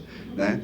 E essa peça, Reset Brasil, dá conta disso. E aí vamos passar aí para ir finalizando. Essa eu sou dramaturgo, tá?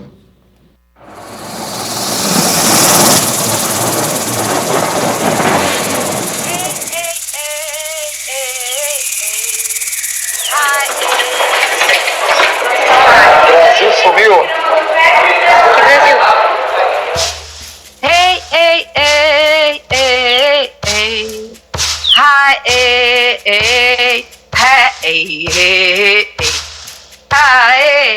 hey, hey, hey, hey, hey, hey. Se nós somos Brasil, nós somos brasileiros. O Brasil sumir, os brasileiros têm que sumir todos.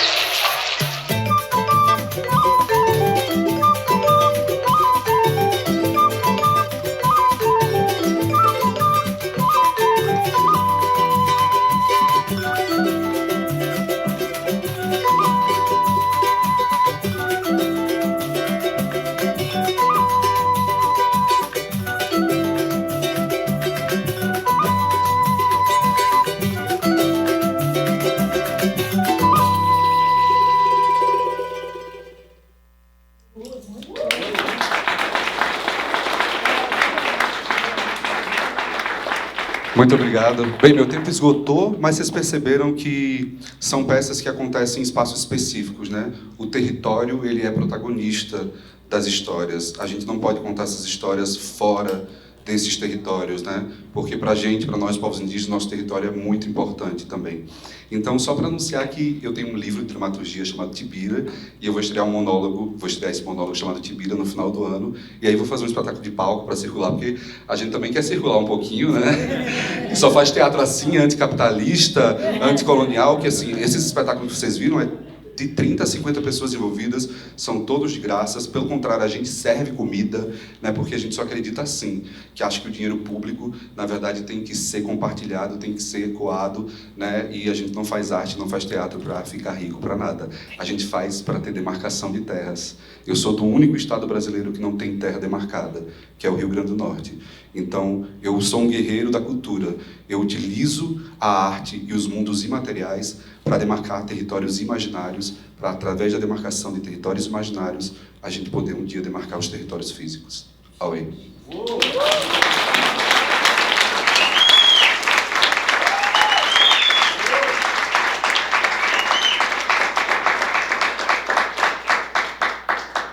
Agora vamos ouvir Renata. Ai, que difícil depois desses dois, gente. E eu não trouxe vídeo pra ajudar? Meu Deus, eu não trouxe slide. Transfobia, mentira. Eu fiquei pensando muito nessa questão da busca estética, né? E qual era a minha estética? Ou se eu tenho alguma estética, né? E aí eu fiquei procurando, e sempre quando falavam assim, sempre quando eu faço um trabalho e vou explicar ele em projeto, eu nunca coloco assim, ele é realista, porque senão tudo fica, mas ele não é realista e você fez isso? Então eu tento jogar de uma forma mais ampla, e eu digo que o artista, ele é feito de tudo que ele assiste, de tudo que ele lê, de tudo que ele vai, e é isso que vai me moldando, e eu jogo nesse liquidificador com a minha transpologia e tento trazer. Eu acho que porque eu entendo essa questão do teatro identitário, do teatro trans, mas o teatro branco é identitário também. É que as pessoas não falavam, que é Tennessee Williams, né? O que é o próprio Plínio Marcos. Mas quando a gente fala, e eu não sei se, por mais que eu entenda um teatro negro, é um teatro trans, na verdade, o que eu faço é arte e é teatro. Ele só tem, a diferença da gente é que ele tem um olhar a partir de uma travesti. E esse meu olhar travesti é o que vai me ampliar e fazer eu entender que quando eu me torno travesti, eu me torno mais humana. Eu consigo olhar para o lado. Eu acho que quando eu fazia cisplay, tem uma questão da gente sempre olhar para cima, querendo chegar no topo, ou procurando essa pirâmide, assim. Aí quando você entende o seu corpo, que você cai lá de cima, e você sabe que você tá na base, bem na base, aí você... Mas assim, foi quando eu cheguei com esse tombo, que eu comecei a olhar com mais humanidade para mim e para os meus. Quando a Cida fala, que ela traz Bell Hooks, muito bem lembrada, que ela fala essa questão do auto-ódio, eu tento trabalhar esse meu auto-ódio até hoje. E aqui está uma fala é um desafio, que é ter orgulho de ser quem é. E eu vi um vídeo esses dias que me tocou bastante de um homem trans, muito novinho, 17 anos. E eu ainda pensei assim, bom, ele tá jovem, talvez vá ter essa mudança. Que ele fala assim, eu não tenho orgulho de ser trans. E ele fala assim no sentido de, eu queria ser cisgênero. Porque é uma briga, porque quando você transiciona, quando eu transicionei, o estudo é deixado de lado, tudo passa à nossa frente, a transição. E aí quando eu vou atrás de entender quem eu sou, e eu percebo que nós somos, os livros que existem contando a nossa história, são só contando a exclusão histórica de nossos corpos, e eu jovem na época, e aquariana, falei, eu vou escrever esse livro. É aí que eu me torno transpóloga. E aí eu acho que o meu trabalho como artista é trazer esse entendimento político, está ligada com a minha pauta política, com as organizações sociais, a ANTRA, IBRAT, e entender essa pauta e transformá-la em arte. De como que eu possa... que falavam muito assim, eu não sei se usam muito essa palavra, mas antigamente usavam que o nosso teatro era panfletário. Usam, né? Até hoje, né? A gente nem distribui panfletos mais. E aí eu ficava pensando muito mesmo, qual é esse teatro trans? Porque não existe teatro trans no sentido assim, quando eu estou dizendo teatro, eu estou dizendo esse teatro intelectual, esse teatro do mainstreaming. Porque quando a gente fala de travestis na arte, a gente pensa em abrir um leque e eu entrar com uma roupa de paetê, ou esperar que eu cante, ou que eu... Isso que é a arte trans que nós temos no nosso imaginário. E é também as divinas divas, porque talvez também só aquilo poderia ser, só aquele tipo de arte poderia viver naquele tempo. Vale lembrar que nos anos 60 as travestis não podiam entrar dentro do teatro para assistir uma peça de teatro. Tem no filme que eu odeio, Astolfo Rodolfo Pinto, que tem Transfake, inclusive, que é um documentário da Rogéria, a Jane de Castro, ela disse que elas queriam muito assistir uma peça que estava no Brasil e que elas gostavam muito do texto, só que travestis eram proibidas de entrar no teatro. Elas tiveram que chupar o porteiro do teatro. Então, isso é dos anos 60. É ali atrás. As travestis só foram ocupar o teatro em São Paulo quando elas vieram com legueus, que só era em casas de espetáculos, né, como Rival, não era em teatro, como Teatro Municipal, Itaú, Sesc, só que era proibido na ditadura militar. Como elas não são cisgêneras, elas convidaram as mulheres dos militares. Quando as mulheres chegaram no teatro, elas arrumaram, maquiaram, fizeram cabelo, apresentaram a peça, as mulheres voltaram para casa e mandaram os maridos liberarem os teatros para as travestis. É assim que a gente entra no teatro, aqui em São Paulo. E aí, esse teatro trans, que teatro trans é esse que nós estamos buscando ainda? Porque poucas pessoas, como eu, têm a prática. Então, o que eu estou lutando hoje também é pela permanência. Eu também quero ter o direito de errar. Eu quero ter o direito de ensaio, de repetir, porque o teatro é a arte da repetição. Porque eu posso lançar uma peça semana que vem com 4 artistas trans que ninguém nunca viu na vida. Eu quero saber daqui a 4 anos quem ainda vai estar na arte. Não adianta ter uma turma da IAD mais negra e no ano seguinte metade está indo trabalhar no shopping. Porque também é difícil da gente ficar, não? Porque, por isso que quando eu lembro representatividade, quando eu crio representatividade trans, é uma forma de alargar esses espaços e auxiliar na nossa profissionalização na arte. Fazer um coro mesmo, né, de resistência. De resistência e de entender hoje a arte que eu quero fazer, o manifesto transpofágico, seria para minha criança trans, para minha adolescente trans, teria salvado minha vida. Então, quando eu vou montar uma peça hoje, eu falo assim, para que eu quero montar? O que eu quero falar com isso? Por que eu quero fazer isso? É tão difícil estar no teatro e eu vejo muitas tentativas de colocarem corpos dissidentes em cena sem preparo. Como é que nós vamos estar preparadas com uma coisa que a gente não pratica? Então não é que eu esteja avançada ou seja melhor que pessoas trans, eu só estou rodando a bolsinha há mais tempo. Porque eu tive essa vantagem social, viu? Não é privilégio, viu, amiga? É uma vantagem social que nós temos perante a nossa população de estar ocupando esses lugares e poderem estar pensando para alargar esses movimentos. Então, eu acho que o teatro que eu tento fazer hoje, de uma certa forma, é tentar tocar... Porque eu teve uma trans que ela foi assistir meu espetáculo, assim, eu quero fazer esse teatro para pessoas trans. Eu falo assim, eu não faço teatro para pessoas trans, eu faço teatro para pessoas. Porque não adianta também eu fazer uma plateia só de pessoas trans e negras, gente, não vai mudar nada, né? A gente vai falar entre si. Então, eu acho que o que eu busco hoje é o que você trouxe também, que eu chamo de narrativa do sonho. Eu quero falar sobre sucesso, sobre afeto, sobre amor. Eu não sou só dor. Nós não somos só dores. E aí, como dramaturga, eu tenho denunciado essas narrativas comumente que a arte tem usado para falar de corpos dissidentes. E aí, quando eu estou nesse lugar, que eu tenho a caneta na mão, eu estou no teclado, eu vou continuar reproduzindo essas imagens. Eu preciso passar uma travesti sendo espancada e morta. Eu preciso algemar uma pessoa negra. Eu preciso colocar um homem negro no camburão. Eu preciso ter essa narrativa da morte, essa narrativa da doença, que faz a entender que pessoas trans não vivem. A gente vive, por isso eu quero falar sobre vida, porque senão a gente fica só nessa narrativa da morte. E eu fico pensando assim, o que essa pessoa trans, quando vai assistir, porque a representatividade, gente, ela é imediata. Eu vi, mudou minha vida. Então, eu lembro quando eu vi Fedra de Córdoba no Jô Soares, eu vi que era possível uma travesti ser atriz de teatro, mudou minha vida.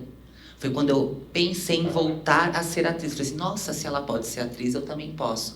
Porque a representatividade é a gente mostrar um caminho possível e dentro desse caminho que foi aberto, você descobrir outros. Então, quando você fala da estética do sonho, a estética da ousadia e a narrativa da cura. Tem um filme que foi falado na minha biografia, Se Transformar, é um curta. Ele tem uma cena de quase 3 minutos, eu beijando na boca um homem cisgênero. Então, eu quero que as pessoas que assistam, que as pessoas trans novas, elas possam ter a possibilidade de ser amadas, de perceberem que elas podem ser amadas, de perceberem que nossos corpos também foram feitos para o amor. Então, quando eu tento de alguma forma trazer isso, e aí eu vou buscando nessa transancestralidade, eu vou trazer Cláudia Wonder, que é uma artista dos anos 80, que ousou e pensou verticalmente sobre a arte, que questionou a arte, sai um pouco desse lugar do show, do espetáculo. E eu acho que é isso que faz, que me move o meu próximo trabalho, assim. Quando eu vou escrever, e é engraçado que se você só ver uns trabalhos meus atrás, eu já mudei, assim, eu não escrevo mais daquela forma, porque como eu quero falar de transfobia, como eu falo a transfobia, como é que eu reproduzo essa cena? Tem algumas situações de peças de teatro que eu já vi, de que acontece, por exemplo, de ter uma peça bem famosa, vou falar o nome, foda-se, Madame Satã, que era de BH, assim, tinha uma cena que era uma bicha preta no palco e 5 minutos do elenco xingando aquela pessoa.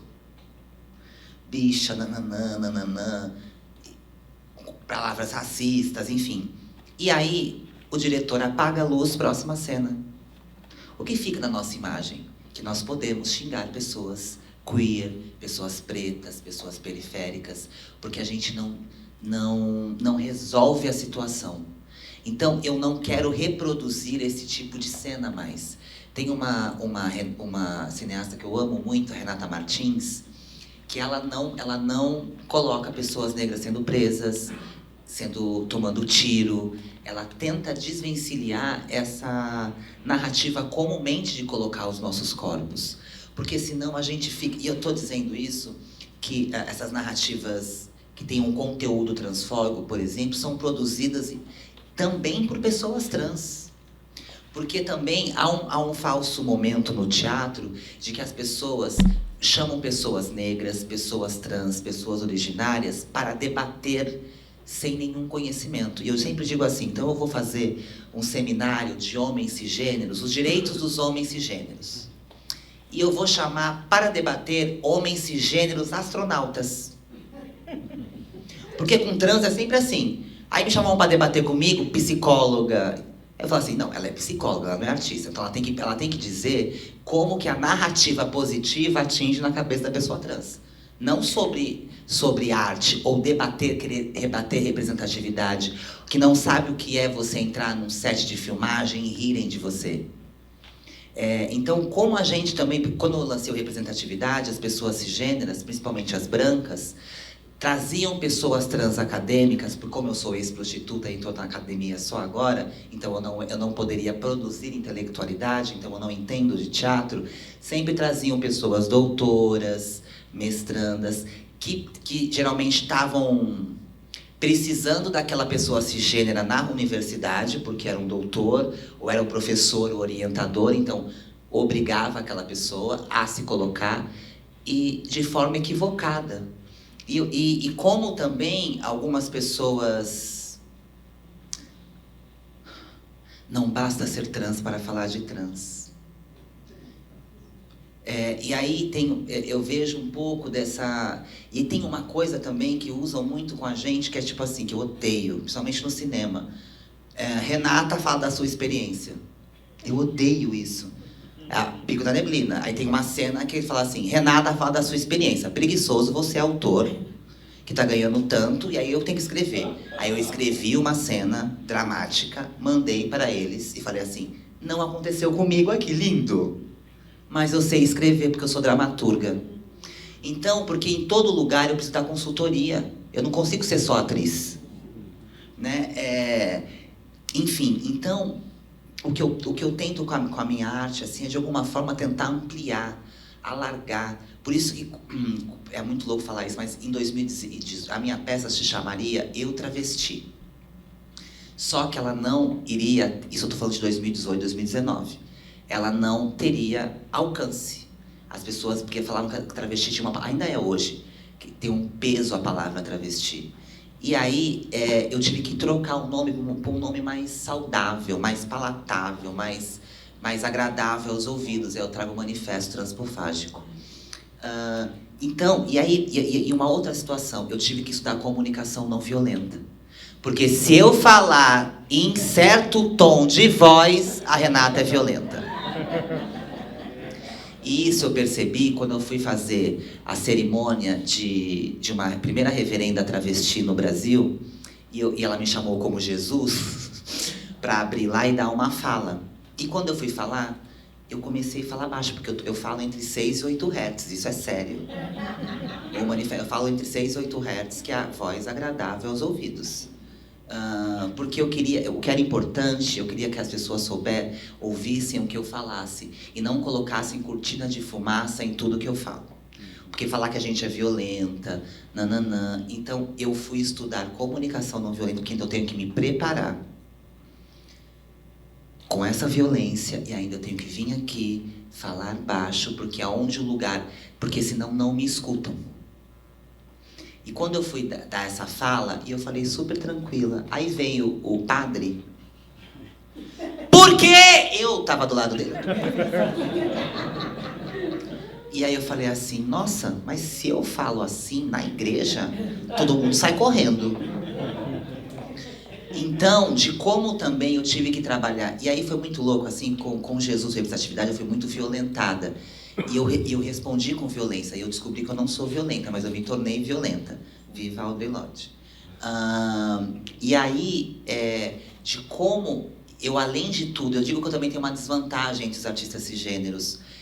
Além de estudar Tennessee Williams, Stanislavski, Brecht, eu preciso estudar sobre política, gênero, colonialismo, decolonialismo, enfim, neocolonialismo. A gente ainda tem que pegar isto, mastigar e devolver para essas pessoas de forma palatável, agradável, em 6 e 8 Hz, para ver se entra na cabeça dela. E mesmo assim, algumas pessoas acham que eu sou agressiva com elas quando eu falo, mesmo falando assim. Então, é esse lugar da ética, quando a gente está falando de estética. E aí eu fui, quando eu lancei representatividade, todo mundo sabe, todo mundo entendeu representatividade, mas as pessoas faziam de idiotas. Então eu fui estudar sobre ética. A ética do comprometimento, a ética de que nós criamos... Eu te apresento um problema, então desse A e B nós saímos com um C. E aí eu vou trazer a Spivak, que ela fala assim, pode o subalterno falar? E quando ele fala, você está pronto para ouvir? Ou você só está querendo ouvir o que você quer ouvir? Nesse sentido de que esse corpo... Então eu preciso pensar como que eu vou falar, como que eu vou chegar, como que serei recebida. Algumas pessoas ainda perguntam para minha produtora, tá mais calma? Porque, e assim, as pessoas, eu era na minha sala de morte todos os dias, as pessoas queriam que eu fosse Roberto Carlos ainda, se eu estivesse distribuindo flores para as pessoas, né? Enfim, então essa busca desse teatro trans, eu tenho falado muito isso com a produtora Corpo Rastreado, e nós ainda estamos tentando descobrir esse teatro que está vindo, porque também tem uma coisa de nós estamos querendo reproduzir o teatro branco cisgênero. Não, ele já não deu certo, né? Tem que ser outra coisa. Esse vocês não participaram, né, dessa festa, vocês não foram convidadas a esse teatro cis branco. Uhum. Então vocês têm que achar o de vocês mesmos, de que forma que a gente pode evidenciar a nossa arte para além da marginalidade como atriz, que é como eu me vejo, como eu sou, como eu quero atuar. Como eu quero atuar, é mais diferente desse teatro que não nos incluiu. Então, quando a Lucélia, né, quando ela colocou para a gente essa questão de que o teatro negro tem 100 anos ou mais, né?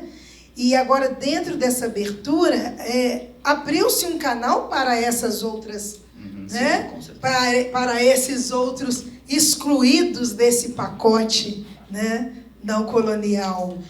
A minha pesquisa, ela tem uma cisão fundamental no feminismo negro. Então, é a partir do feminismo negro que eu tenho um alargamento da minha vivência enquanto uma travesti. E aí, para finalizar, eu queria trazer...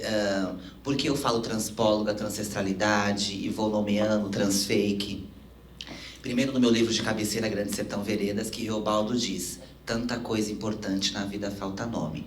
E também a gente não consegue combater alguma coisa sem nomeá-la. E aí eu vou trazer Roland Barthes também em aula, que ele estava recebendo uma homenagem na França. A França é super bem receptiva com os imigrantes. Ele estava recebendo uma homenagem na Universidade de 79, 76, assim, chama aula. E aí ele fala na cara de pau para os franceses assim, a língua, nesse tom também, entre 6 e 8 Hz, por escutar. A língua francesa é fascista. Morreu 3 franceses quando ele fala isso. E aí ele fala assim, não porque ela te impede de dizer, mas porque ela te obriga. Precisamos trapacear a língua.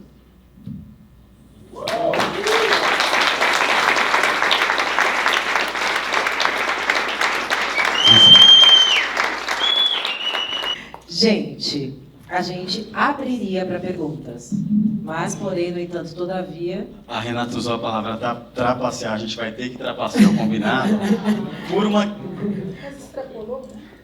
Sim, faltam 5 para as 10. E a tem uma gente questão tem que sair às 10. dos trabalhadores, hora extra, né? Os acordos com os trabalhadores, né? Os faxineiros, os técnicos, mas a gente tem uma proposta. Vai? O bar, é. A gente tem achei que era uma proposta nova. Não.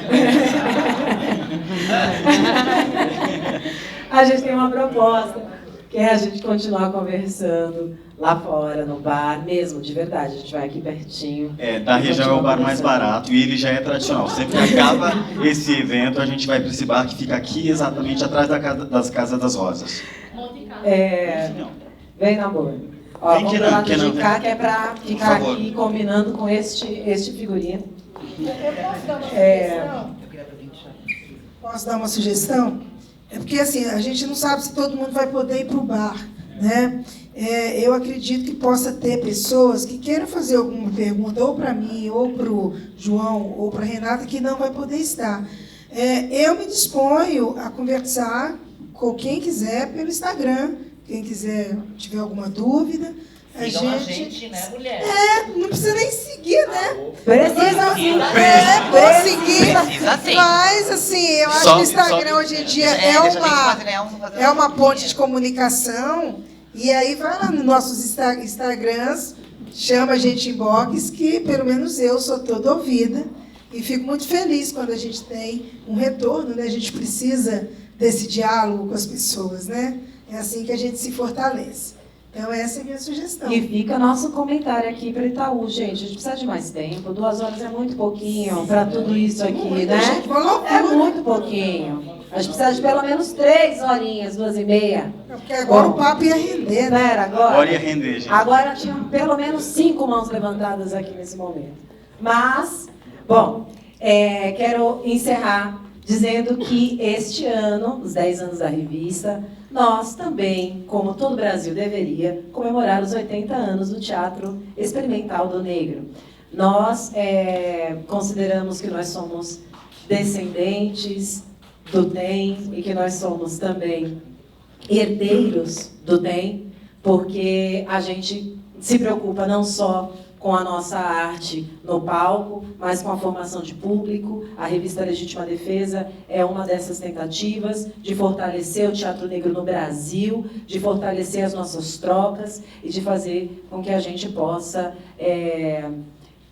levar o nosso teatro para onde a gente quer. Para onde a gente quer, tanto nas nossas cabeças, nas nossas emoções, como também em vários lugares do mundo.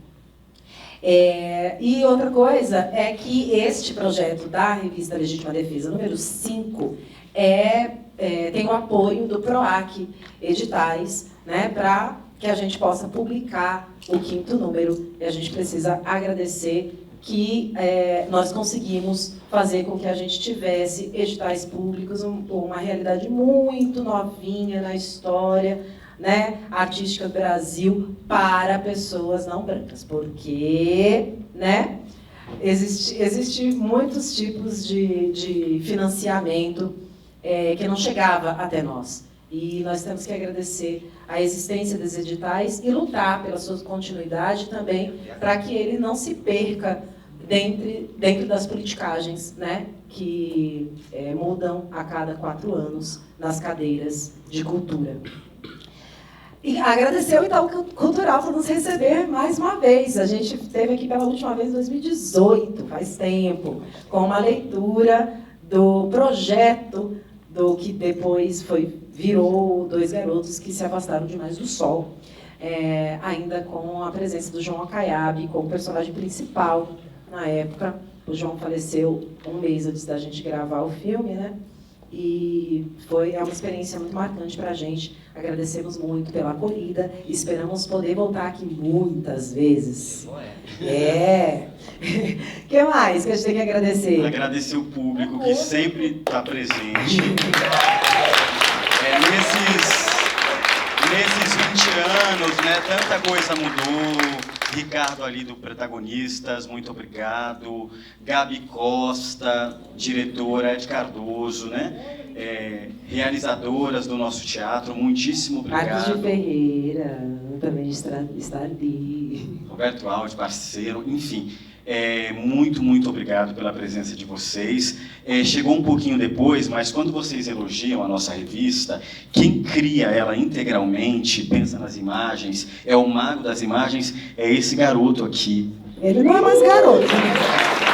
Ele começou, ele tinha 15 anos com a gente, olha aí, já tá um homem. Sidney aumenta os números. Era trabalho infantil, né, na época. Não, mas ele que cria tudo, esse cara é um mago das imagens, um gênio. Essa revista aqui, ó, ganhou o prêmio bronze, não é? Fala aí, Kenan. Brasil Design Award. Nosso prêmio bronze. Ela conquistou o prêmio prata do Brasil Design Awards em 2022. E rapidinho, na hora em que ele se apresentou, ele foi muito modesto, mas quem pegou a revista O Menelik, o Nabor é um dos caras fundamentais que pensa a continuidade da imprensa negra no Brasil. Enfim, tem um trabalho fantástico na cidade com a memória dessas mídias. Então, vejam essa revista, uma das revistas mais lindas que a gente tem para pensar negritude e urbanidade no Brasil. Então, muitíssimo obrigado por estar com a gente. Ramon ali. Ramon é da nossa equipe, cria quase tudo. Levanta aí, Rafa. Vem agora agradecer você. Vem cá, Rafael Ferro. Rafael Ferro é produtor. Vem cá, Ramon. Vem cá, Ramon. É produtor, comunicador, articulador. Ele que enche o saco de vocês para vocês estarem aqui. Isso. Marquem @os Crespos nessas redes aí.